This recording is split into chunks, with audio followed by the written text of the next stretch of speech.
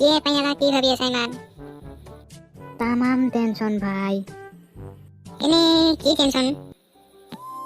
প্ৰথম টেনশন ল'ৰা হৈ জন্ম লোৱাটো চালা হাগবা বহিলেও জীৱনটোৰ কথা চিন্তা কৰিব লগা হয় আৰু 2 নম্বৰ টেনশন একো এটা কৰিব পৰা নাই জীৱনটোত না সাকসেস পালো না কি সাকসেস বলে কি কথা আছে জীবনটো চলি গেলি হল আর জীৱনটো চলি যাটো ডাঙৰ কথা নহয় এই বাচি থকা দিনকেইটাত কিবা এটা কৰি দেখুৱাটো ডাঙৰ কথা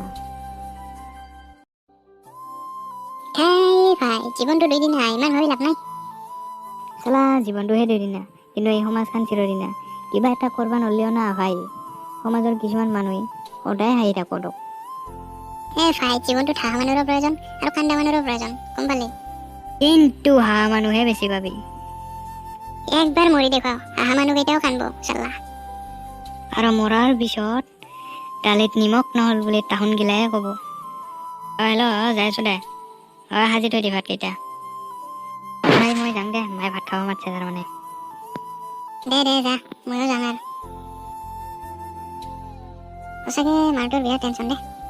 আবে ঘৰত যাওঁ বোলে তই নাযা কিয় তই যাম ভাই যাম তোৰ কথা ভাবি অলপমান দুখ লাগিল আৰু